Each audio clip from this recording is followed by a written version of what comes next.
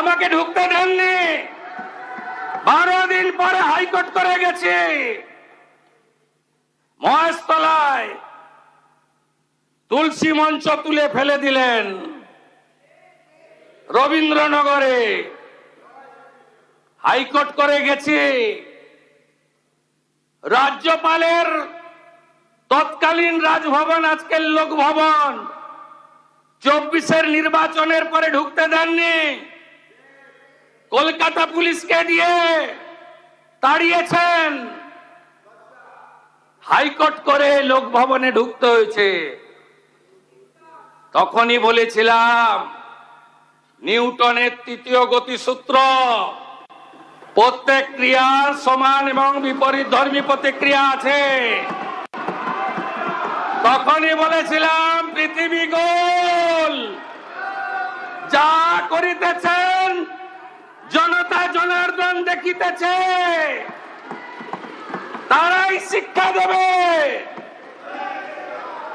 শিক্ষা দিয়ে দিয়েছে। এই সরকার দেশের সংবিধান প্রধানমন্ত্রী নরেন্দ্র মোদীজির দেখানো পথ, তাতেই চলে। বিকাশও হবে, বিরাসত হবে, और सबका साथ सबका विकास भी होगा, सबका हिसाब भी होगा।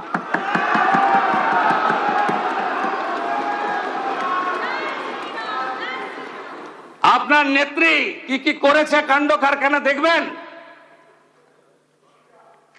বিজিবিএস দেখবেন। খুব বড় বড় কথা বলেন না। এই 324.73 কোটি টাকা ফিকিকে দিয়েছেন।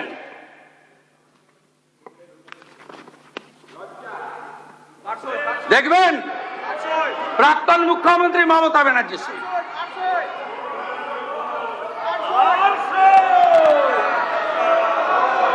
প্রাক্তন মুখ্যমন্ত্রী দেখবেন নাকি? প্রাক্তন মুখ্যমন্ত্রীর সই দেখবেন নাকি? 324 কোটি। এ তো হিমশৈলের চূড়া মাত্র।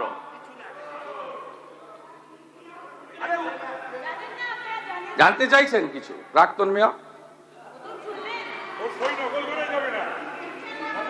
বেঙ্গল গ্লোবাল বিজনেস সামিট সরকার করেছে।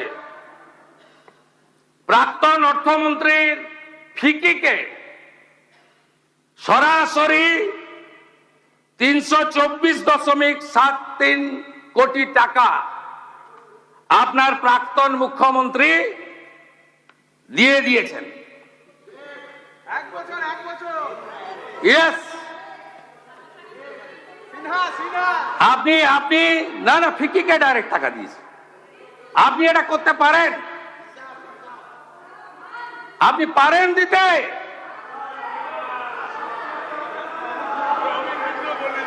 সহযোগিতা করুন, কাজ করতে দিন।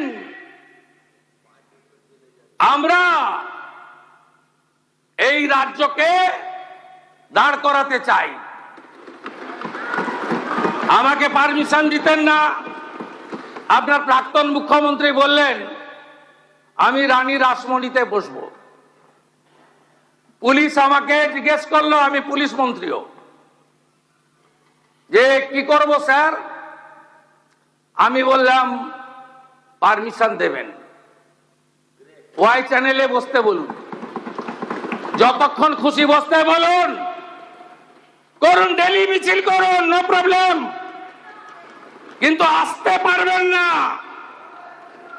আসতে আর কোনোদিন পারবেন না।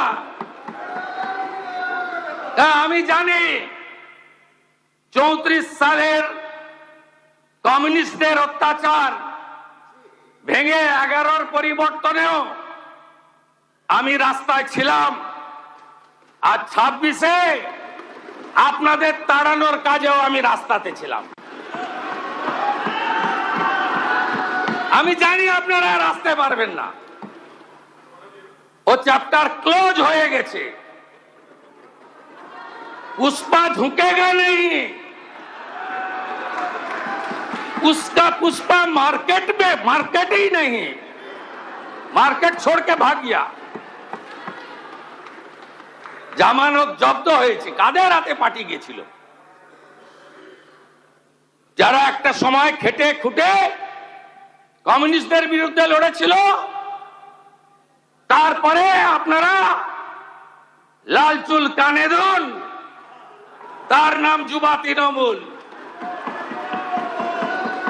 যা পরিণতি হওয়ার তাই হচ্ছে। আরে বিরোধী দলনেতা, আপনি বক্তৃতাতে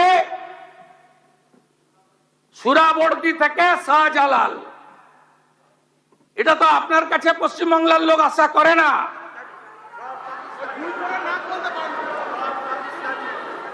আমি আপনাকে বলেছি কার নাম কে চেঞ্জ করেছে আমার জানা নেই। আমি ধন্যবাদ জানিয়ে টুইট করেছি, কারণ আমিও যখন 7 পয়েন্ট দিয়ে যাতায়াত করি তখন দেখতাম সুরাবর্দী এভিনিউ লেখা ছিল। সুরাবর্দীর নাম তো থাকবে না, সুরাবর্দীর নাম থাকবে না। যদি মনে করেন ডক্টর এপিজে আব্দুল কালামের মতো কোন প্রকৃত দেশভক্ত, রাষ্ট্রভক্ত, তাকে সম্মান দেওয়ার দরকার আছে এমন যদি কেউ থাকে, তথ্য দেবেন, মর্যাদা দেব। সুরাবর্দীর নাম থাকবে কেন? আপনি বললেন অন্য সুরাবর্দী, আমি পরে জেনেছি সাবিনা ইয়াসমিন মহোদয়া বলেছেন, আরো অনেকে বলেছেন। আমি আপনাকে বলি, আপনি ইতিহাস আপনিও যেমন বলেছেন শুনে রাখুন। 5টা গুলি করেছিল যে স্বাধীনতা সংগ্রামী বীণা দাস, তাকে ব্রিটিশের হাতে তুলে দেওয়ার জন্যই তৎকালীন ভাইস চ্যান্সেলরকে নাইট উপাধি দেওয়া হয়েছিল।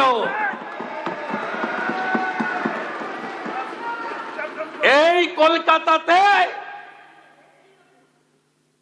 এদের মোগল পাঠানের নাম থাকবে না। দ্য গ্রেট ক্যালকাটা কিলিং, নোয়াখালীর দাঙ্গা আর অত্যাচারী ব্রিটিশ আর বিদেশি ভগিনী নিবেদিতা ছাড়া অন্য কারোর নাম রাখার ক্ষেত্রে 5 বার ভাবতে হবে। আপনার প্রস্তাব গ্রহণ করে পদ্মশ্রী স্বামী প্রদীপ্তানন্দ মহারাজের নেতৃত্বে নতুন করে নামকরণ মূল্যায়নের জন্য একটি কমিটি আমি ঘোষণা করছি। আপনারাই বলেছেন মূল্যায়ন। পদ্মশ্রী স্বামী প্রদীপ্তানন্দজি মহারাজ তিনি একটি কমিটির নেতৃত্ব দেবেন, যার যা প্রস্তাব আছে সেখানে দেবেন। আমরা সেই রাস্তাতেই চলবো।